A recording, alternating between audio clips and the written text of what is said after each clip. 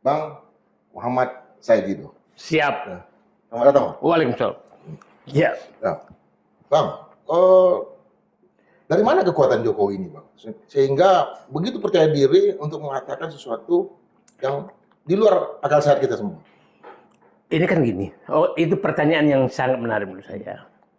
Menggerakkan orang itu pasti butuh uang, butuh jaringan. Itu paling utama. Artinya Joko Widodo masih punya dua-duanya itu.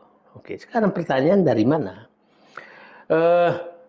Justru saya ingin mengkaitkan pengangkatan Kodari sebagai kepala KSP.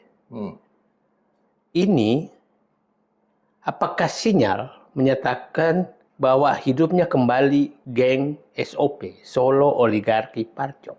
Kenapa? Saya katakan demikian. Di awal pernyataan pertama Kodari, kita akan melihat 21 Juni, bulan Juni 2021, Jokowi Kodari lah yang pertama menyatakan Jokowi 3 periode. 2021. 21 Juni. 21 Juni 2021. Pas ulang tahun Joko Widodo. Ya. Nah, artinya di kepala dia itu memang Joko Widodo. Terus dipasangkan Gibran, keluar. Nah, kemarin yang menarik tuh pernyataan dia sebagai kepala KSP yang pertama adalah mengeritik Prabowo. Dan kritiknya menurut saya sangat tidak masuk akal. Dia seakan-akan menyalahkan Prabowo mengangkat Purbaya jadi Menteri Keuangan. Dan dia, Kodari, lebih setuju kalau Marwara Sirait jadi Menteri Keuangan. Implisit ya? Implisit. Marwara Sirait kan kita tahu tangan kanannya Aguan, oligarki. Artinya, kalau kita yang memahami itu adalah kode kepada oligarki. Oligarki, pintu di istana sudah kubuka lagi. Dan saya adalah pintunya. Sehingga itu kemungkinan menyebabkan menyala lagi nih. Kan kalau Jokowi mau bergerak, maka dia harus punya oligarki yang mendanai. Dia harus punya Parcok yang mengamankan. Dan ada relawan. Dan akhirnya kemungkinan oligarki menyatakan oke, kita bergerak lagi. Sehingga kode ke Solo. Bikinlah pernyataan di Solo. Bahwa, wahai Prabowo, kalau kau mau maju 2009, maka kau harus dengan anakku Gibran. Itu kata-katanya. Itu perintahnya. Itu perintahnya. Itu kalau perintah orang Sulawesi. Ini kan perintah orang Solo. Orang Solo. Nah, halus ya? Halus. Tapi menusuk. Menusuk. Nah itu perintahnya. Nah, akhirnya ini kan relawan yang menghadap pasti, Pak, uangnya dari mana? Udahlah, udah ada. Ya kan, nggak mungkin kalau nggak. Nah, jadi pertanyaannya uangnya dari mana? Saya bilang ini ada kode. Ada kode bahwa uang sudah harus digelontorkan lagi. Oke? Nah, uang itu dari mana? Ada dua sumber. Oligarki dan BUMN. Oke? Oligarki dan BUMN. Iya. Nah, sepertinya pemberhentian Erick Thohir jadi Menteri BUMN itu agak menutup itu. Tapi Kodari muncul sebagai simbol oligarki. Ya karena udahlah. Mohon maaf Pak Saudara Kodari, saya puluhan tahun dalam birokrasi, saya tahu pebisnis, tapi seorang yang saya tidak pernah tahu perusahaannya kecuali tukang survei memiliki kekayaan ratusan miliar, itu tanda tanya besar bagi saya. Bagi saya. Karena saya tahu namanya biaya survei, saya paham saya. Jadi kalau menyatakan dari hasil pembayaran biaya survei dan keuntungan lembaga survei, ya, kita tahu ya. Tahu. Jadi, jadi itu menurut saya. Dan kita harus ingat, Bung, ini Pak Jokowi ini berkali-kali mengancam Prabowo. Oke. Ya. Malah saya dapat cerita yang belum perlu dicek kebenarannya. Sebenarnya Prabowo memilih Gibran itu katanya bahwa pada saat itu MK ada yang mau mengajukan bahwa bisa nggak ada batasan umur presiden, batasan atas. Nah, ada yang mengusulkan itu supaya Pak Prabowo nggak maju. Batasan Atas. umur atas. Iya. Oke. Nah, yang dimasukkan batasan untuk umur bawah. Ya. Akhirnya inilah Gibran. Jadi sepertinya kalau yang ceritanya benar bahwa pemilihan Gibran oleh Prabowo itu juga adalah ancaman Joko Widodo. Kalau kau nggak terima anakku jadi calon wakil presiden 2024, maka ancaman umur atas yang berlaku. Iya, iya. Sejauh ini Bang, apa informasi yang Bang dapat, apakah ada pengaruh dari Pak Jokowi terhadap reshuffle kabinet ini atau tidak? Saya mau masuk ke sana. Ya. Mau ke sana.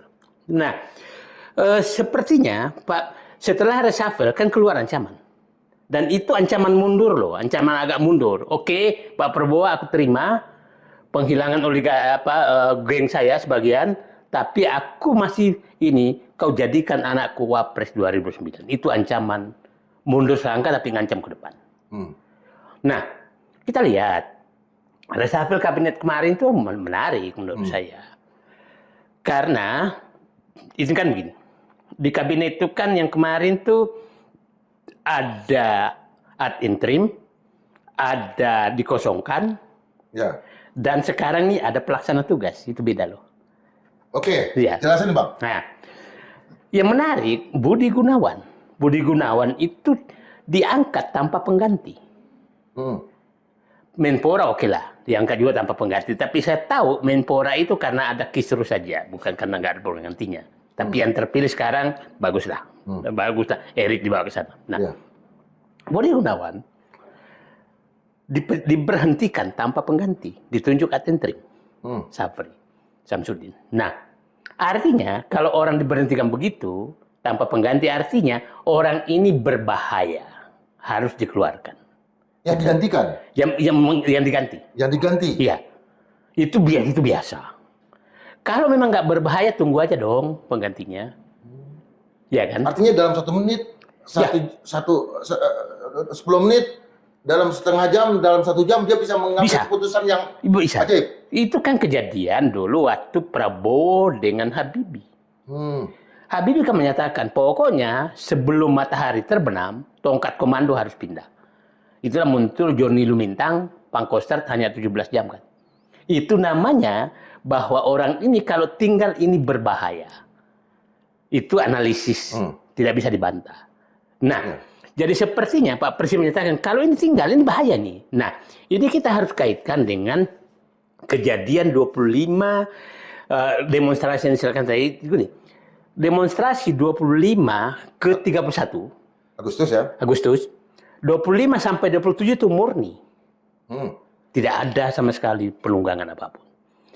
27, Presiden memanggil Kapolri dan Panglima TNI, dan saya tahu ada lagi orang lain yang di Hambalang, yang disuruh konferensi pers karena Kapolri Panglima TNI. Dan keluar perintah keras, tembak di tempat kalau perlu. Oke? Ya. Nah, 28, terjadi eskalasi demo yang sangat besar. Pembakaran di mana-mana, meninggal apa segala gitu kan. Nah, saat itu Safri Samsudin hari Minggu 31 Agustus konferensi pers bahwa mohon tenang semua. Nah, artinya begini. Kita tahu bahwa Kapolri dianggap geng Solo. Panglima TNI dianggap geng Solo. Artinya rakyat sudah nggak suka. Nah, muncul Safri. Dan waktu itu masih dalam kapasitas sebagai Menhan kan? Menhan. Belum. Nah, yang menarik, saya bilang, saat itu setelah Safri membuat pernyataan pers, tanggal 1 itu kan beredar bahwa akan demo besar-besaran hari Seninnya. Setelah Pak Safri, sore loh, itu berhenti semua, nggak ada lagi. Artinya, kepercayaan rakyat kepada Prabowo tanpa geng Solo itu tinggi. Itu kita harus simpulkan demikian. Tapi kalau kepercayaan rakyat kepada Prabowo rendah, maka tetap jalan di tanggal 1. Jadi setelah kelihatan bahwa Prabowo mengganti pasukan khususnya dari geng Solo ke gengnya dia, rakyat percaya. Dalam hal ini Syafri. Nah, Syafri Syamsuddin itu fakta, nggak bisa ini kan. Nah, akhirnya kelihatannya itu membawa semangat Prabowo. Wah, ini memang saya harus reshuffle kabinet. Yang keluarlah istilah saya, dari dulu kan menyatakan memakan bubur panas. Keluarlah istilah saya, sekarang Pak Prabowo sudah memiliki 5 sendok untuk memakan bubur panas. Ya. Sendok pertama adalah Jamari Caniago, Menko Polkam, yang ditugaskan pasti. Jamari Caniago kan ex officio akan menjadi ketua Kompolnas. Dia akan mengendalikan polisi, dia mengendalikan TNI. Nah, sendok kedua adalah Syafri Syamsuddin, yang memang kita soulmate-nya Pak Prabowo betul, gitu kan. Nah, orang sering menyatakan dulu bahwa Syafri akan menjadi Menko Polkam. Saya bilang nggak mungkin. Karena ada 2 pekerjaan besar di Pak Syafri itu yang harus dipegang, yang perintah Pak Prabowo, yaitu sebagai Ketua Harian Dewan Pertahanan Nasional, yaitu penertiban kelapa sawit dan penertiban tambang. Itu menghadapi jenderal-jenderal semua. Jadi saya punya keyakinan bahwa itu pasti Pak Syafri nggak mungkin dibawa ke Menko Polkam. Sendok ketiga adalah Ahmad Doviri. Ahmad Doviri sendok kedua untuk membenahi polisi. Dan bayangkan baru kali ini Presiden membentuk namanya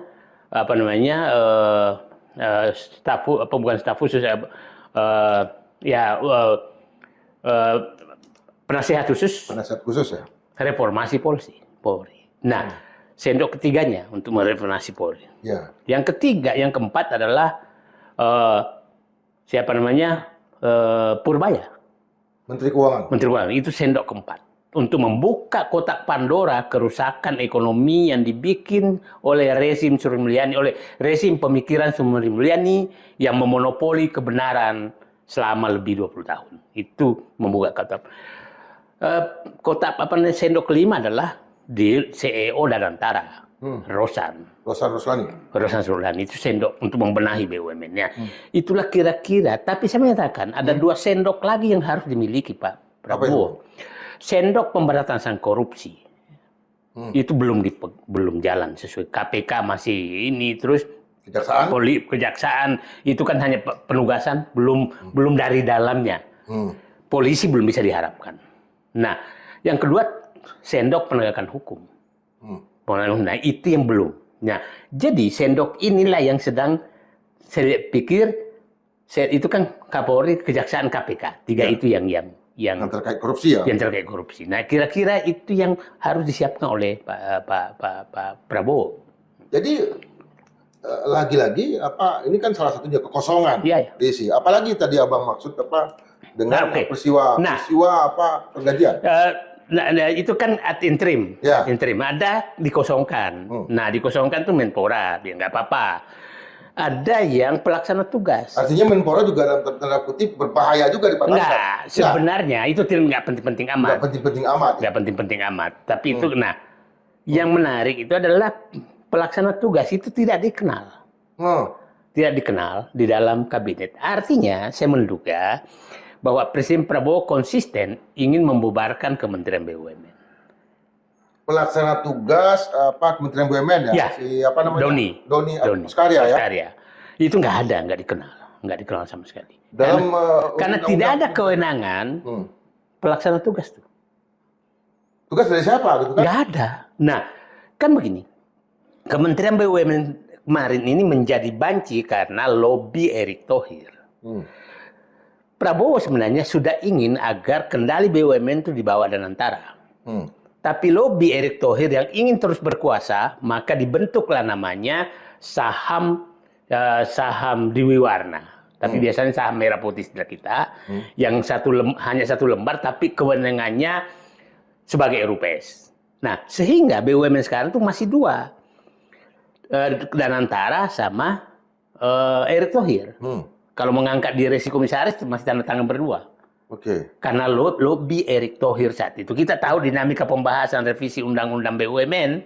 Itu kan kita tahu lobby antara Erick Thohir dengan yang lain. Nah, sepertinya Pak Prabowo ini harus diakhiri. Maka untuk tidak ada lobby lagi, maka dibuanglah Erick Thohir keluar dari ini supaya kotak Pandora di BUMN juga terbuka. Nah, itulah saya pikir yang terjadi.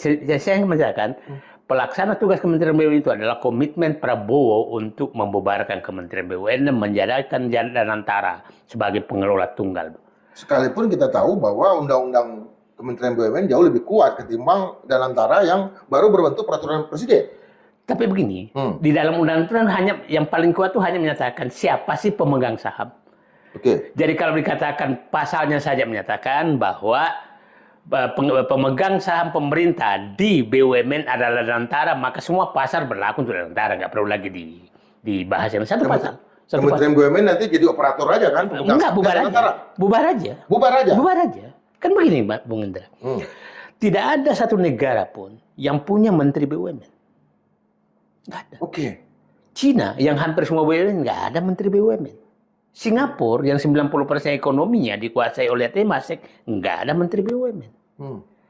Hanya Indonesia yang punya menteri BUMN. Malaysia dengan Khazanah nggak ada.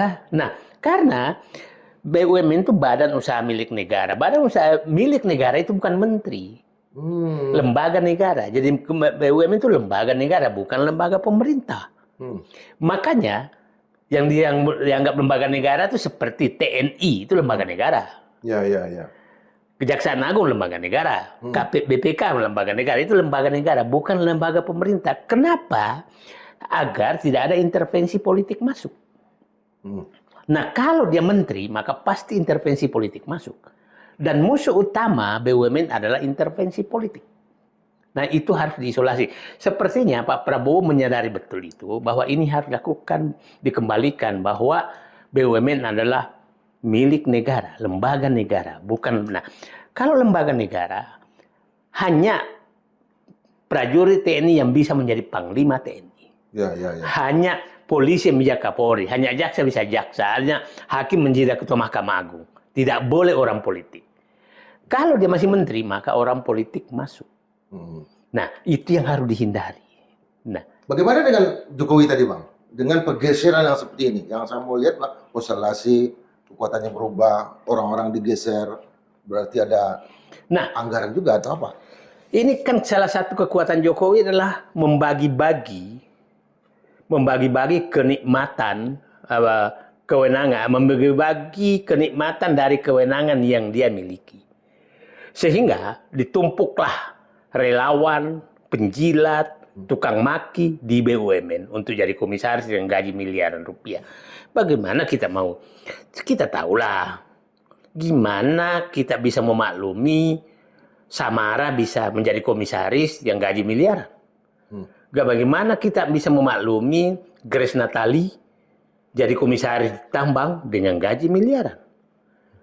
Itu logikanya nggak masuk akal sama sekali gitu kan. Nah, gimana kita menggiring menjadi komisaris? Bagaimana kita memaklumi Kodari jadi komisaris di Pertamina EP? Nah, itu teknis betul gitu loh. Nah, coba bayangkan Bung Indra, saya dapat informasi. Ada relawan atau tim sukses Jokowi itu, karena penyakitnya parah, maka dicarikan BUMN yang biaya pengobatannya tertinggi. Kan gila namanya. Untuk mengobati. Untuk mengobati orang itu. Bukan mereka. Bukan untuk bekerja. Bukan, dan mereka bukan tanggung renteng juga ya. Bukan. Iya. Berarti kan bisa. Iya. Nah, kalau kita biasanya di masyarakat sipil kan begitu. Iya. Malah dicarikan. Dicarikan, bukan dicarikan cocok bidang ilmunya, enggak. Carikan BUMN yang biaya pengobatannya paling tinggi. Cocok penyakitnya. Cocok penyakitnya ini memang gila. Jadi yang merusak BUMN itu memang ya Jokowi sama Erick Thohir, clear sekali gitu. Udahlah, boleh kita berdebat gitu. Nah, itu nah, sekarang pertanyaan nih, sekarang masih ada nggak Jokowi? Ya, itu pertanyaan uangnya. Saya bilang beli, ada dua kemungkinan. Dia punya sisa masa lalu. Yang kedua, dia menghidupkan lagi. Karena oligarki ini menghadapi Presiden Prabowo kelihatannya pintunya nggak tertutup. Jadi perlawanan oligarki agar bisa berkuasa lagi, itu sepertinya adalah mendorong agar Prabowo dibawa kendali Jokowi. Itu yang dilakukan.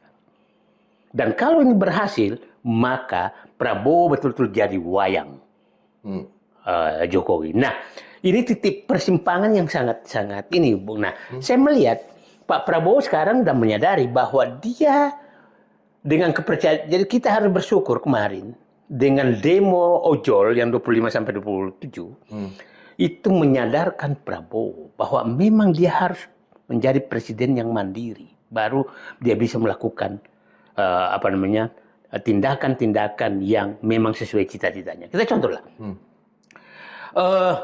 penertiban sawit yang menghadapi oligarki. Saya paham oligarkinya protes, tapi beliau dengan Safri tidak kendor satu menit menghadapi. Dia akan menghadapi. Tambang kan saking kerasnya, kan saya menyatakan, itu jenderal, mantan jenderal, ketua parpol, saya akan hadapi penertiban tambang. Ya kan, clear kan pidatonya 15 Agustus dan tanpa teks itu, artinya dari kepalanya. Dan saya menduga bahwa menaikkan pangkat Safri Samsudin menjadi jenderal penuh, salah satu tujuannya adalah agar beliau punya wibawa menghadapi bintang-bintang 4 yang mengendalikan tambang. Ke sana ya logikanya, Bang. Ya, sama dengan Ahmad Doviri. Sama dengan Jamari Caniago juga. Jamari Caniago dinaikkan semua pangkatnya agar dia punya wibawa untuk. Karena gimana pun juga sama-sama pensiun, kalau pintanya begini tetap hormat begini kan. Ya. Nah, jadi Pak Safri, Pak Jamari, Pak Ahmad Doviri nggak begini-begini lagi.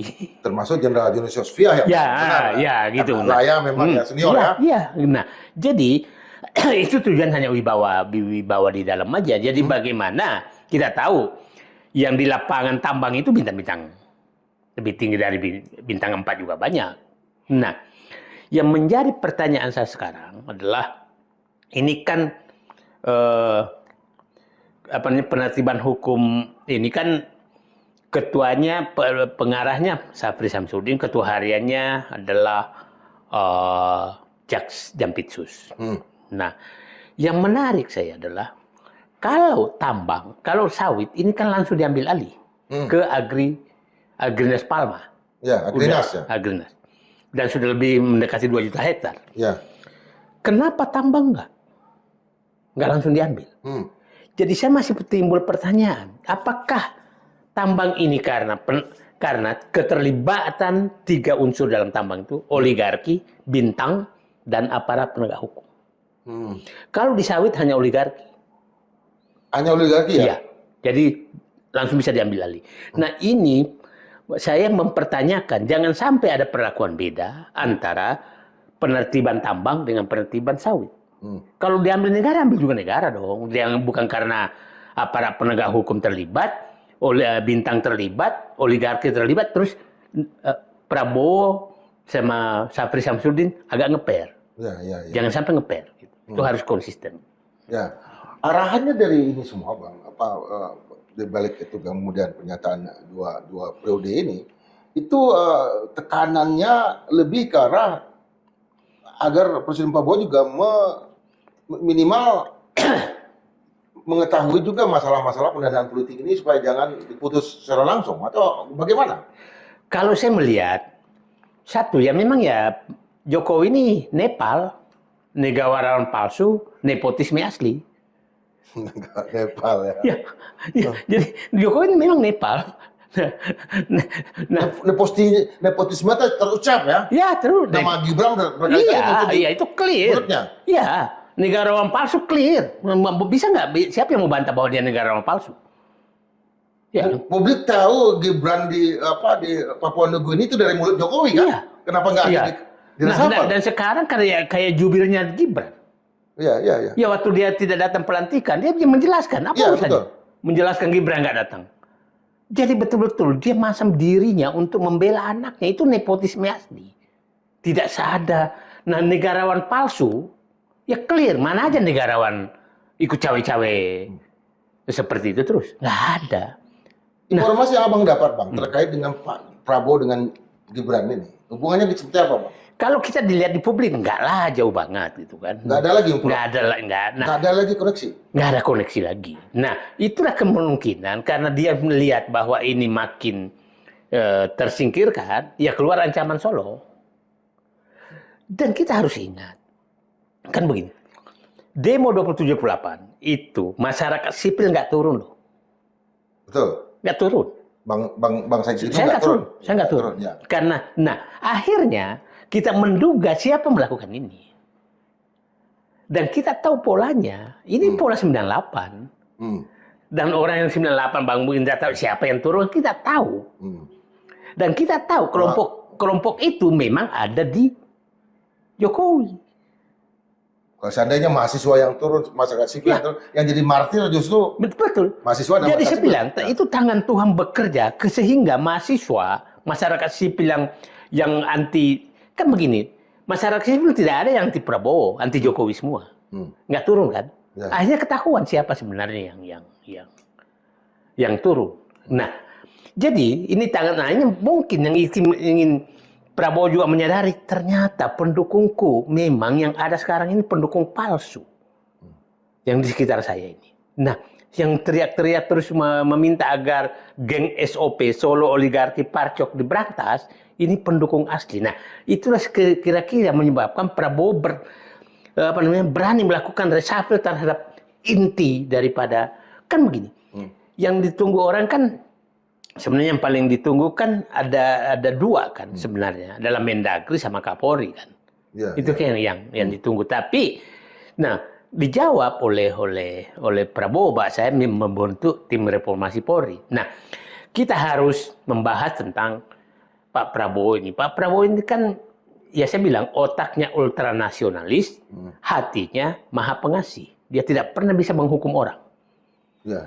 Nah, akhirnya tapi kalau demi negara dia hitam putih, nggak ada kepentingan apa-apa. Sehingga kata-katanya cuma mantan jenderal, ketua parpol apa segala dia ucapkan.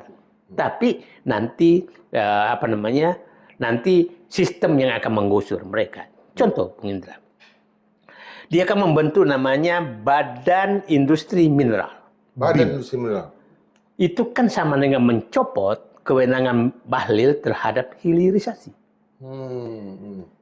Nah, di BIM itu ketuanya adalah Menteri Menristek Dikti. Wakilnya adalah Dirut Pindad.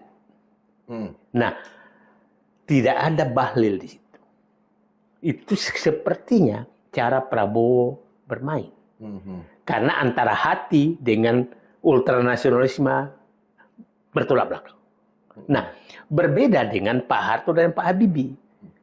Ultranasionalismenya ada, tapi hatinya juga sama, hanya searah pada saat itu ngambil keputusan. Nah, jadi kita harus mulai memaklumi sekarang Pak Prabowo itu mungkin lebih banyak melawan hati nuraninya sendiri.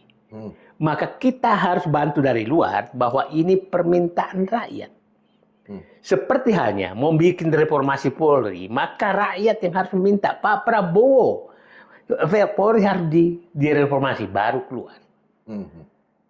Bahwa nanti Kapolri diganti karena reformasi, perubahan Polri diganti karena orang, maka itu Pak Prabowo menyatakan ini suara rakyat. Jadi saya pikir Pak Prabowo sekarang bisa hitam putih kalau itu permintaan rakyat, bukan dari dirinya. Karena karakter kepribadian dia adalah bukan maha pengasih.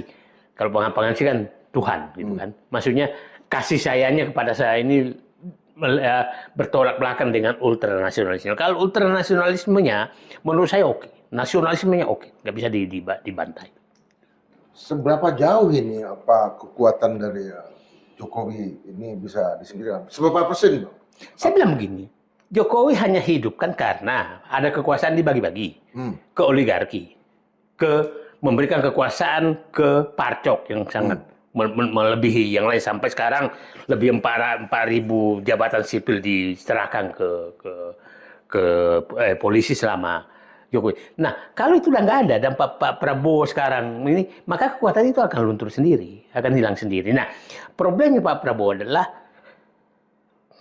kalau BUMN dengan perginya Erick Thohir, maka sepertinya sudah bisa tidak lagi sebebas itu. Nah, tapi oligarki apakah nah, kalau Pak Prabowo kendor sedikit oligarki, maka oligarki merapat ke Solo dan itu melawan. Nah, saya pikir itu yang harus apa namanya ditunjukkan oleh Prabowo bahwa aku nggak kendor dengan oligarki, maka otomatis Solo itu akan mengecil. Ya. Artinya yang masih menjadi pertanyaan kan ini oligarki ini. Apakah oligarki ini dalam tanda kutip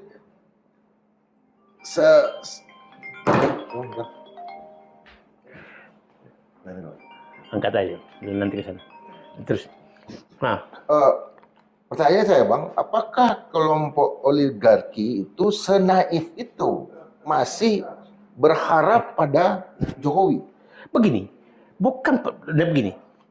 Oligarki kan lahir dari semua pemimpin sebelumnya. Ya. Oke, bukan, tapi Jokowi puncak kenikmatan oligarki. Puncak kenikmatan oligarki. Nah, sehingga dan menghadapi Prabowo yang tidak mau ada oligarki.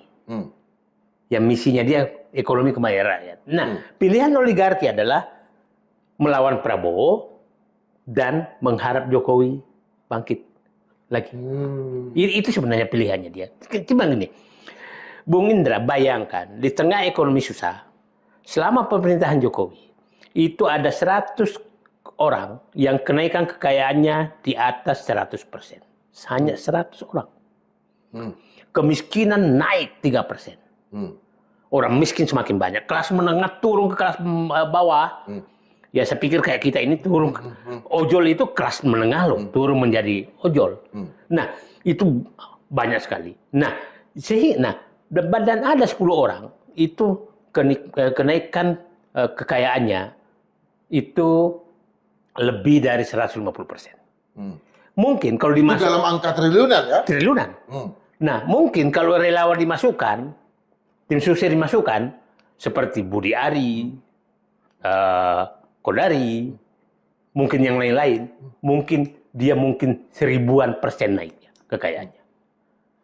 Nah, kenikmatan ini mereka nggak mau hilang. Dan Pak Prabowo tahu ini penikmat-penikmat semua yang harus diakhiri. Gitu loh. Nah, jadi bagi oligarki adalah melanjutkan tidak menghantam Prabowo, maka dia akan menghadapi masalah. Tidak ada pilihan lain. Nah, ya sehingga dia harus mendukung Jokowi yang memberikan betul-betul kenikmatan selama menjabat. Itu sebenarnya. Karena bagi oligarki 4 tahun itu pendek. Kenapa? 4 tahun itu pendek. Karena begini, dia kalau sudah lama, kalau ini kan sekali dipotong itu agak repot kan begini, Bung Indra. Iya. Orang sering menyatakan, masa sih oligarki kita kuat banget? Iya itu maksud saya. Begini, Indonesia itu oligarkinya lahir dari fasilitas dari pemerintah, bukan dari keahlian berbisnis. Oke. Berbeda dengan oligarki Jepang, Toyota, Mitsubishi, apa segala itu kan dari keahlian, bukan dari fasilitas. Tunjukkan oligarki di Indonesia yang bukan karena fasilitas. Pemerintah. Jadi membuat oligarki di Indonesia adalah kekuasaan. Sehingga nafas oligarki Indonesia itu adalah kekuasaan, bukan keahlian. Oke? Nah, itulah mereka mempertahankan betul dekat dengan kekuasaan, bukan mengasah keahlian. Kasus pagar laut misalnya sama contoh. Nah, mereka oligarki di Indonesia itu lahir dari dua kaki. Satu, pengambil kebijakan lewat politik, hutan, tambang, real estate dan lain, pembebasan tanah dan lain. Setelah itu datang ke bank BUMN untuk mendapatkan kredit murah. Jadi yang membesarkan oligarki itu adalah pemerintah. Nah, itu saya yakin Pak Prabowo udah paham. Itulah kenapa sekarang direksi Bank BUMN itu nggak terlalu dipercaya sama beliau. Karena Prabowo tahu, dia kan pengusaha. Orang-orang tertentu di Bank BUMN itu dapat kredit oligarki ini jauh lebih murah daripada kreditnya Indra Piliang. Kalau Indra Piliang ke bank, maka dapat 10%, 12%. Kalau dia yang datang, mungkin 4%. Karena Pak Prabowo pernah menyatakan bahwa dia kesulitan. Ya. Nah, dia tahu siapa yang dapat. Oke. Ada bekas pejabat yang saya nggak sebut namanya. Bayangkan dapat dari bank BUMN bunga 1%, triliunan kredit. 1%. Ya. 1% dia pindahkan aja udah dapat 9% tuh. Nah, jadi di dana BUMN ini, Danantara ini, BUMN ini Pak Prabowo juga harus kendalikan supaya kredit-kredit ini tidak meluncur kepada oligarki dengan ketidakadilan. Itu kan tidak adil sama sekali. Masa rakyat biasa 10-12% dia dapat 1%, 2%? Clear. Gitu loh. Nah, ini sekiranya kotak Pandora mulai dibuka. Nanti dengan tidak adanya Erick Thohir di BUMN, maka ini pasti akan terbuka. Siapa saja yang dapat kredit dengan murah. Akan terbuka ya Bang? Akan terbuka. Atau informasinya Abang udah punya? Saya punya. Saya punya. Itulah sepenting kotak Pandora Sri Mulyani itu terbuka sekarang. Kotak Pandora BUMN akan segera terbuka. Ya. Nah, kotak Pandora terhadap perampasan sumber daya alam sudah terbuka lewat BPK dan pimpinan Sapri. Jadi 3 kotak Pandora ini sudah dibuka oleh Prabowo untuk menunjukkan bahwa memang ini ada kesalahan yang harus saya akhiri. Kesalahan mulai sampai dari Bung Karno sampai sekarang. Nah, ini kesempatan beliau untuk mengakhiri kesalahan itu, membuat ketidakadilan, menyerahkan hak negara kepada oligarki, dan oligarki menguasai politik. Kota Pandora ini mengalir kemana Pak? Seberapa banyak itu yang rusak? Kan seberapa begini, banyaknya? begini, kalau orang seperti begini, Pak Harto tidak merasa terlalu penting dulu membangun oligarki, karena dia punya kepemimpinan yang kuat. Jadi semakin lemah suatu kepemimpinan, semakin membagi kewenangan itu ke oligarki. Sehingga oligarki itu mendukung dia. Nah, aparat hukum apa segala. Kita punya presiden paling lemah selama ini adalah Joko Widodo. Sehingga dialah memberikan semua hak kepada oligarki, dia memberikan ini kepada penegak hukum, dia menempatkan pejabat-pejabat yang ada masalah hukum, sehingga dia bisa kendalikan. Jadi kekuasaan digunakan untuk dibagi-bagi. Dialah menyogok rakyat lewat bansos. Ya kan? Nah, dengan membuat utang macam-macam. Itulah pemimpin lemah itu pasti membagi kekuasaan kepada penopangnya, bukan kepada rakyat. Itu clear. Ketika dia membagi kekuasaan, termasuk juga kekayaan, berarti punya juga dong seberapa banyak kekayaan yang dimiliki oleh Pak? Saya nggak mungkin ya, bisa diduga, tapi saya selalu memberikan contoh begini. Dulu di kampung saya ada saudara saya koordinator pencuri sapi. Koordinator pencuri sapi. Nah, keren. Dia tidak pernah mencuri, tapi semua anak buahnya nyetor ke dia. Bukan nyetor. Dia bilang, aku mau nyumbang ke masjid ini, maka anak buahnya datang ke sana untuk bayar itu. Aku mau pesta, anak buahnya datang. Jadi dia menikmati pembayaran anak buahnya itu sebagai tokoh. Dan dia tugasnya hanya kalau anak buahnya tangkap, datang ke polisi. Karena dia juga melayani polisi. Nah, itu perumpamaan saya. Siapa tahu ini koordinator pencuri sapi. Ini untuk di kampung Abang namanya koordinator pencuri sapi. Apalagi koordinator pencuri nasional, pencuri negara. Jadi kalau belum tentu orang itu bahwa dia ini, tapi aku mau bantu ini ya, aku mau bantu ini, aku bantu ini, ya kan? Aku mau ini, aku mau bagi-bagi ke relawan. Pokoknya gua nggak mau tahu urusannya. Ya itu kan sama dengan korupsi. Nah, kalau menyatakan bersih, bukan. Ya itu tadi, koordinator pencuri sapi. Contoh paling. Itu di kampung saya, saudara saya, koordinator pencuri sapi. Itu. Ketika Pak Jokowi, ini menculik kepala saya, menyatakan soal 2 periode itu, dia menggunakan topi dan netizen, BIN nih, Badan Informasi Intelijen Netizen, mengatakan harga topinya hampir 1 juta. Nah, itulah kan itu fleksinya kan udah kelihatan, istrinya pakai apa, mantunya pakai apa, kan makin terbuka lah itu. Nah, kita juga nggak tahu uang ini ada disimpan di mana. Jadi kan kemungkinan ada disimpan, kemungkinan memang hanya sebagai koordinator pencuri sapi tadi itu. Nah, tapi yang jelas kehilangan kan begini. Ya kita bahas lah. kehilangan sumber daya kita ya. Sumber daya alam kita. Berapa tambang yang dibagi-bagi? Ada tambang di Maluku itu luasnya hampir 20.000 hektar yang kayak negara dalam negara. Punya bandara khusus. Dan itu pemiliknya Bintang. Oke. Nah, Malowali macam-macam dikasih semua. Nah, sekarang itu di mana uangnya? Nah, sekarang saya melihat Pak Prabowo menginta itu sekarang. Maka dibentuklah untuk ini tadi badan industri mineral. Industrialisasi di bidang mineral. Mineral. Hilirisasi ya. Ya, hilirisasi diambil alih dan tidak terkait dengan pemain lama dalam ini Bahlil gitu kan. Nah, pasti orang muda. Nah, kita kan begini.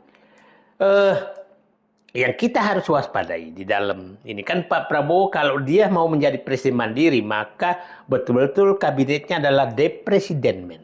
De Prabowo men. Ya. Nggak boleh ada setengah-setengah. Nah, kita tahu yang setengah-setengah masih dalam itu Bahlil. Yang kedua Zulkifli Hasan. Yang lompat kiri kanan nggak jelas tuh. Yang ketiga ya Mendagri. Yang keempat Kapolri. Kan gitu. Jaksa Agung masih bisa kita lihat. Ya kan? KPK. Jadi itu harus dibersihkan segera karena saya berharap gini.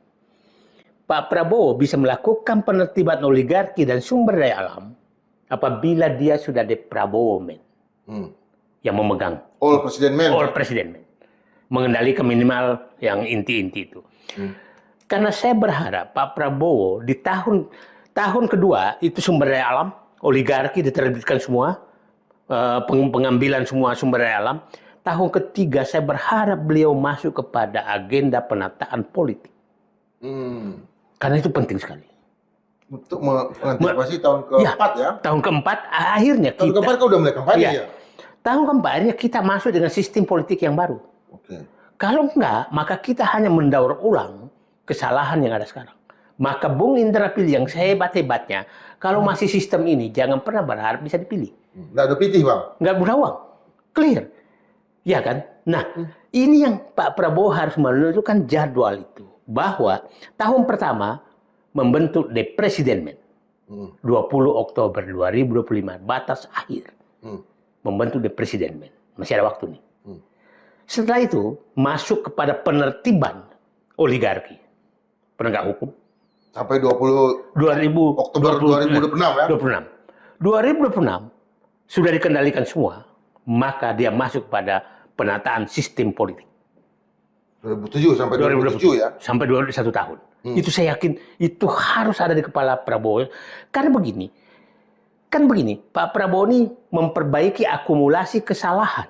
Dan puncak akumulasi kesalahan adalah sejak 98 ke 2024. Ini kan puncak kesalahan, ya kan? Kalau yang sebelumnya itu masih parsial bisa diperbaiki. Ini puncak kesalahan. Nah, Pak Prabowo harus tampil, aku penyelamat Indonesia dari kesalahan, akumulasi kesalahan sejak Indonesia merdeka sampai 2029. Itu baru. Nah, pertanyaan berikutnya, seberapa kuat Pak Prabowo ini, Pak? Nah, saya melihat begini, kalau oligarki sudah bisa diinikan, oligarki ini aja ngomong aja. Orang kan tadi saya berdiskusi sama seorang tokoh, bagaimana menghadapi oligarki? Dia kan punya jaringan. Sebentar, oligarki itu oligarki fasilitas pemerintah, bukan oligarki kekuasaan. Di negara manapun, oligarkinya udah ganti-ganti. Kita oligarkinya anak keturunan. Iya kan? Betul. Nah, ini nggak masalah bagi mereka. Saya kasih contoh gini. Orang bilang dulu, jangan ganggu Reza Khalid karena nanti terganggu impor minyak. Buktinya dia hilang, impor minyak aman aja kok. Jadi kita dibikin hantu oleh mereka. Impor minyak ke swasta? Ya. Itu kan karena pembatasan. Nah, iya itu lain ya. Lain lagi ya. Nah, jadi maksud saya, ini kita membuat hantu sendiri. Iya. Apa sih hebatnya? Siapa namanya? Mohon maaf, kebun sawit nggak ada hebatnya. Itu karena hanya dia lebih gampang dapat HGU, dapat apa segala, nyogok kiri kanan, sehingga dia dapat pasar luar negeri. Nggak ada hebatnya. Jadi itu harus dihilangkan bahwa, tolong, nah itu harus dibedakan. Kalau negara itu bukan oligarki, pengusaha. Bedanya oligarki dengan pengusaha, investor. Investor itu tidak ada niat untuk membeli kekuasaan. Dia membangun persaingan dan menjaga jarak dengan nah kalau oligarki itu adalah berbisnis di atas fasilitas kekuasaan. Yang itu yang kita harus lawan. Karena dia beli kekuasaan, membeli aparat hukum, membeli politisi, membeli apa. Udahlah, Bung Indra kita tahulah bagaimana tahu-tahu revisi undang-undang Minerba. Lancar, karena oligarki. Cipnaker, cipta kerja. Itu kan oligarki semua. Nah, jadi Pak Prabowo menyatakan, ini aku harus hadir. Dan satu-satunya dua kaki menginginkan oligarki, yang kedua adalah memperbaiki sistem politik 2027. Yang perampasan aset bagaimana? Perampasannya 2009, 2020 kan berjalan nih, setahun lagi aja. Setahun lagi aja, tahun depan mungkin masuk ke Gelora Bung Karno, ambil alih. Nah, problemnya Gelora Bung Karno ini tidak diserahkan ke Safri, tapi Mensesnek. Ada gugatan lagi? Ya, Halim. Bukan Halim, Kemayoran. Itu ambil. Gitu loh. Nah, kalau itu dia lakukan, dan saya dapat info ini bahwa ini dia mau itu melakukan itu. Pak Presiden mau ya? Mau. Gimana informasinya, Bang? Saya dapat info, nah, dan dia nggak pernah kendor. Kita kan pidatonya aja kan keras sekali gitu. Jadi kelihatannya memang oligarki nih. Nah, oligarki lagi ini antara tikungan tajam juga sama dia. Ini ngeri nih. Tapi kan begini, dia kan udah kaya 7 turunan. Buat apa lagi? Udahlah berubahlah menjadi pengusaha. Jadi saya berharap oligarki berubah menjadi pengusaha. Entrepreneurship ya? Ya, tidak, Pak Prabowo tidak anti pengusaha. Yang anti adalah anti oligarki. Gitu.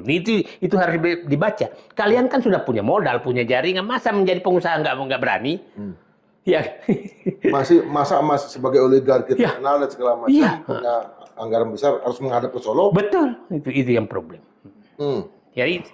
Artinya kalau kita lihat kan juga Pak Presiden sendiri udah mengurangi dalam arti secara publik ya pertemuan dengan para konglomerat ini ya.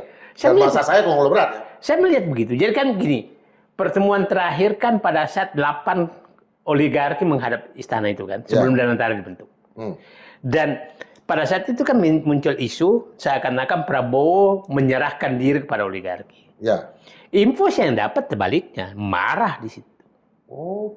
Marah. Kalian ini sudah merampok negara, tapi nggak mau membantu negara. Itu. Jadi maksudnya dia marah. Nah, berbagai pihak yang saya dengar memang beliau tuh nggak suka sama sekali dengan kelakuan oligarki. Dia menghormati pengusaha, menghormati pengusaha gitu. Apalagi substansi kemarahannya, Bang? Iya, saya pikir. Nah, lihatlah kita lihat contoh kasus lah. Kan 2 kadernya di Gerindra kan Pati sama Prabu Muli yang menyakiti rakyat. Marah dia. Artinya Prabu Muli itu marah sekali kan sampai ajudannya kan yang turun tangan. Pati juga begitu. Nah, yang kedua waktu dulu Indonesia Gelap yang mau menggolkan Kaisang bisa jadi gubernur. Kan Syarat umur ya? Ya, langsung dia turun kan. Artinya bahwa dia demokrasi dia hormati. Itu 3 kali contoh. Prabu Muli itu contoh tuh bahwa karena dia bukan Mendagri yang turun tangan, ajudan presiden loh yang bicara ya. Ya. Nah, artinya kejadian kemarin, Indonesia Gelap itu fakta sekali. Fakta bahwa beliau itu menghormati suara rakyat dan suara rakyat kelihatannya ini mau didengarkan oleh beliau bahwa yang problemnya kalau presiden lain kalau mendengarkan suara rakyat ngambil keputusan langsung karena hatinya memang tidak terlalu beliau tidak pernah menghukum orang maka mencari jalan berbelok itu aja. Ya. Kalau kita lihat lagi tadi Bang kita review bagi Pak Prabowo kelihatan betul bahwa Gibran tidak lagi penting dalam tanda kutip. Tapi bagi Jokowi, Gibran bahkan sangat penting bukan hanya untuk periode sekarang, Bahkan itu 2 periode. Ini sampai kemana? Kapan ini, Bang? Saya melihat sih kalau Prabowo nggak kemarin itu menjadi agak sempurna kalau Kodari nggak dinaikkan. Nah, jadi kalau berhasil terus menutup pintu-pintu geng Solo, maka otomatis mengecil. Dan geng Solo otomatis mengecil itu kalau Kapolri sudah diganti. Yang lain? Ya, itu contoh-contoh. Itu yang paling utama. Nah, kita nggak tahu karena dengan yang menarik dengan keluarnya sprint Kapolri tadi. Itu untuk internal ya? Ya, untuk lepas dari internal, tapi itu lucu. Lucunya gini. Kapolri memerlukan sprint tanggal 17 September. Baru diumumkan tadi. Presiden mengangkat Ahmad Doviri menjadi utusan penasihat khusus reformasi Polri tanggal 17. Yusril menyatakan Presiden akan membentuk tim reformasi Polri akhir September. Tahu-tahu Kapolri bikin tim reformasi Polri di internal. Apa artinya itu, Bang? Nah, ini kan secara birokrasi itu bentuk perlawanan. Nah, apa yang terjadi nanti? Berarti ada 2 dong konsep reformasi Polri. Yang tim reformasi Polri bentuk presiden, hasilnya ini hasilnya Kapolri. Kan lucu. Kalau itu berbeda ya? Kalau itu berbeda. Kok anak buah membikin? Sementara presiden sudah menyatakan membikin. Dengan nama persis sama. Nah, pertanyaannya, apakah ini bukan kode dari Solo juga? Oh, ke sana lah ya. Kau lawanlah. Nah, ini betul-betul bertanggung jawabannya bukan ke presiden ya, tapi ke Solo. Iya, bisa. Dari reformasi Polri yang internal. Betul, yang internal. Nah, ini kan ini kok begini sih? Nah, coba bayangkan loyalitasnya dipertanyakan. Apa urusannya? Presiden kan sudah menyatakan saya akan membentuk.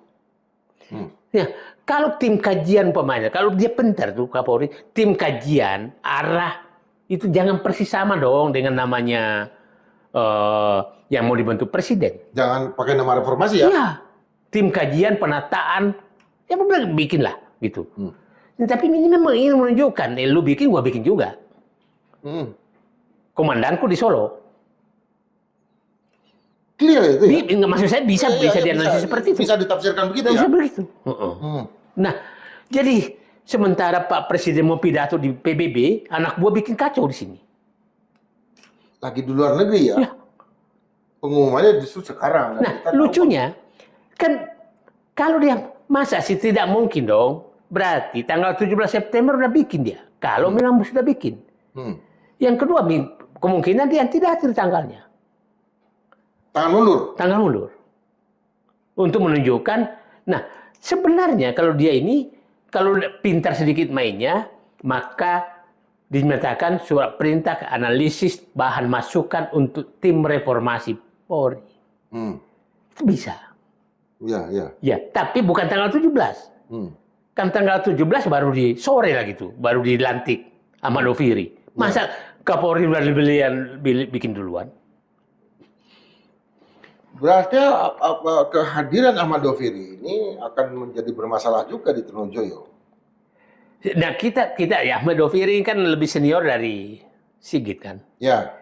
Nah, tidak mungkinlah Pak Presiden itu menaikkan pangkat Ahmad Doviri menjadi jenderal, kecuali memang ingin agar wibawanya di depan bintang 4 polisi. Karena tidak ada larangan bahwa hanya bintang 3, tapi dia naikkan dulu.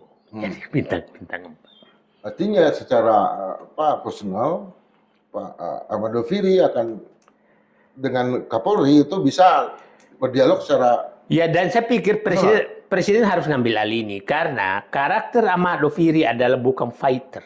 Dia ilmuwan. Jadi kalau Presiden lambat mengambil keputusan, membentuk tim reformasi dan tidak tegas, maka ditelikung oleh tim reformasi yang dibentuk Kapolri. Ya, sementara tim itu kan juga dikepalain oleh gubernur PTIK, seorang profesor juga, seorang ilmuwan juga. Ya, tapi kan gimana pun juga, kalau aparat di bawah komando dong. Iya. Kita tahu Artinya lah. laporannya, Ya, mereka atas ini ubah nih, ubah. Nggak ada itu. asal komandan senang. Ya, bukan soal komandan, memang etikanya begitu. Nggak ada. Etikanya begitu ya. Nggak ada. Kalau di sipil kan boleh kita berdebat. Gitu. Iya, Kita iya. di Warna Kamnas boleh berdebat. Tapi kalau Iya. udah perintah pangkat ya nggak bisa. Clear. Malah mungkin sebelumnya Pak, arahan gimana Pak?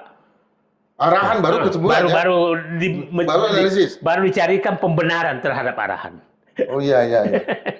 Itu berbeda benar dengan kita dulu Iya, di iya. Wantaras. Ya, kalau kita kan biarkan pendapat baru menuju kesimpulan. Gitu. Dan bisa menolak. Bisa menolak. Kalau ini nggak bisa. Bahkan topiknya pun bisa ditolak Bisa. ya. Oke. Dan kita nggak ikut. Oke Bang. Oke.